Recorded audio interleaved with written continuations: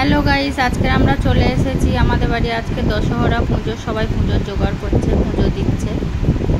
তনুশ্রী বিশ্বাস চ্যানেলে আপনাদেরকে স্বাগত জানাচ্ছি। আশা করি আপনারা ভালো আছেন।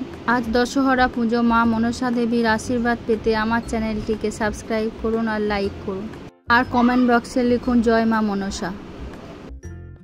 তোমরা দেখছো ঠাকুরমশাই পুজো করছে, আমার কাকিমা, মা সবাই মিলে পুজো দিচ্ছে। এটা একটা আমার ভাইজি। তো পুজো হচ্ছে, পুজো হওয়ার পরে আমরা সবাই এখানে একসাথে গল্প করছি, সবাই কথা বলছি। আর এখানে পরিবেশটা দেখো কত সুন্দর। মা মনসার পুজো করলে তোমাদের সকল মনস্কামনা পূর্ণ হবে আর মায়ের আশীর্বাদ পাবে। এই পুজোর নিয়ম নিষ্ঠা খুবই ভালো করে করতে হয়। বাংলার এক আদি দেবী মা মনসা, তাই বাংলাতে মা মনসার পুজো প্রচলিত খুব। আর সর্পের দেবী হিসাবে মা মনসা খুবই প্রচলিত।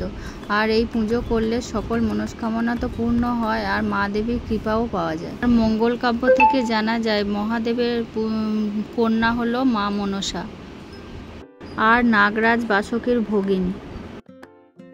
আর ভগবত পুরাণেও কশ্যপ মুনির কন্যাও বলা হয়েছে। মা মনসার পদ্মপাতায় জন্ম হয়েছে বলে তার আরেক নামও পদ্মাবতী। তার স্বামীর নাম জগৎকার মুনি আর তার একমাত্র পুত্রের নাম হলো আস্তিক। মা মনসা পুজোর উপকরণ: সিঁদুর, মনসা গাছ, পূজার শাড়ি, মধুপর্কের বাটি, মধু, ঘি, দই, তিল, হর্তুকি, ফুল, তুলসী পাতা ও বেলপাতা, ধূপ, প্রদীপ, দুধ, কলা, আতপ চাল ও প্রদীপ। আমরা আমাদের সাধ্যমতো পুজোর জোগাড় করেছি, আপনারা আপনাদের সাধ্যমতো করবেন। জয় মা মনসার জয়।